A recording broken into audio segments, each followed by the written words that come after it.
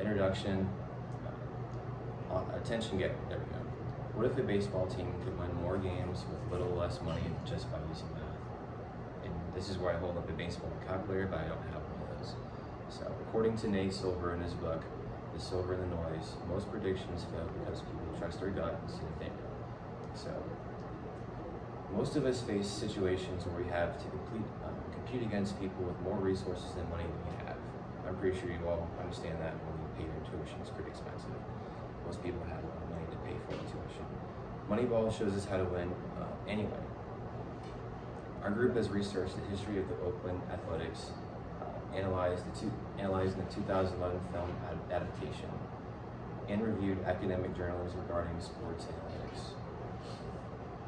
Moneyball explains how the Oakland Athletics use data and analytics to change traditional scouting, changing the way all professional teams evaluate talent. This will be a background of the book and the Sabermetrics movie, how this story was adapted into a movie, and how long-term impact of Moneyball on baseball and beyond.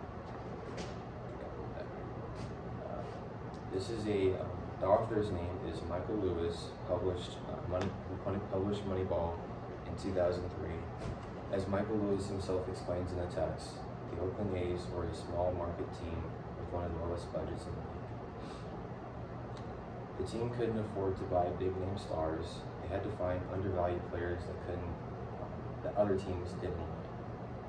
Traditional scouts looked at athleticism and technique. Bill James, in his historical baseball abstract, argued that these traditional traits didn't actually lead to wins. General manager Billy Beane primarily focused on on-base percentage, which is called OBP. According to Hayek and Saar in the Journal of Economics Perspectives, the A's were the first team to prove that OBP was more valuable than high-priced home hitters.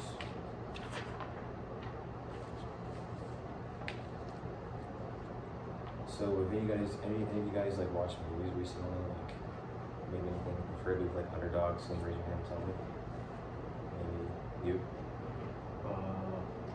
The other day I went back and watched Speed Racing. Speed Racer. Yeah, he's an underdog for sure because he's trying to like win. So this is a movie about underdogs and their budget constraints. This was released in 2011, starring Brad Pitt, which I'm sure all of you know, and Jonah Hill, which I don't know. Key people involved were Brad Pitt as Billy Beane and Jonah Hill as Peter Brand.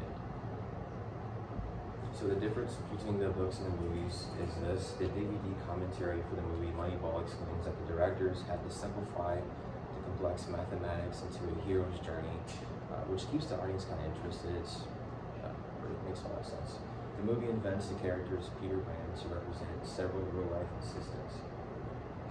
Christina Carl explains that Baseball Digest that while the movie was dramatic, it accurately portrays the tension between old school scouts and new school data analysis.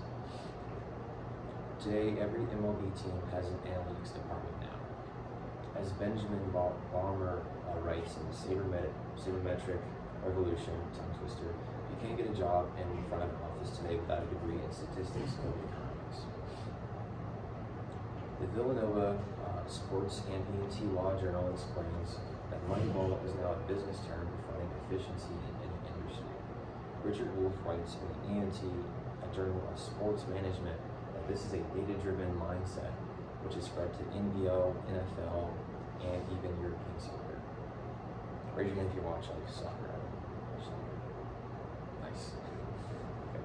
Moneyball shows that innovative thinking and data analysis transform baseball as well as all the other mainstream industries.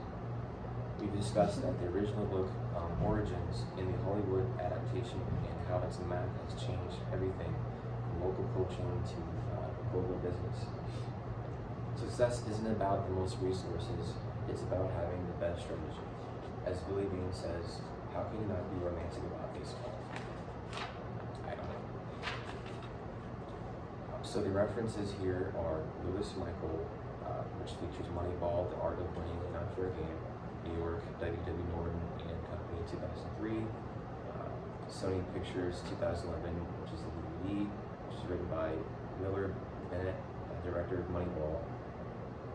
Lewis Michael, The Blind Side, Evolution of the Game, New York, W.W. Norton and Company, 2006, there it is again. Another book, which is Michael Lewis, that discusses sports analytics and decision making. Another reference is Carl Christina, The Influence of Sabermetrics on Modern Baseball, Baseball Digest, print edition. James Bill, The Bill James Historical Baseball Abstract, New York, Newer Books, print edition. Silvernate, The Signal and the Noise, Why So Many Predictions Fail But Some Don't, Penguin Press, 2012. HJNK and the Raymond's DSAR. There we go. An economic evaluation of the Moneyball hypothesis. Journey of Economic Perspectives, Volume 20, Number 3, 2006, page 173 to 185. Wolf Richard, it's a lot, just give me a minute. Moneyball, a platform for discussion, International Journal of Sports Management and Marketing, Volume 7, 2012, I'm almost done. Palmer, Benjamin S. and Andrew J. Simplest, The Sabermetric Revolution Assessing the Growth of Analytics in Baseball, University of Pennsylvania Press, 2014.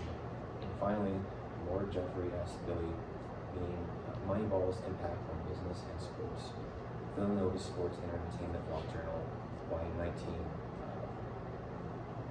And these are the works cited.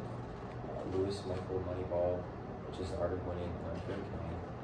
Miller Bennett, director of Moneyball, performances by Brad Pitt, which is the movie. Lewis Michael, The Blind Side, Evolution of the Game. Carl Christina, The Influence of Sabermetrics on Modern Baseball, Baseball Digest, print edition. And finally, James Bill, The Bill James Historical Baseball Abstract, Villard Books, print edition. That concludes my speech. Thank you all for listening.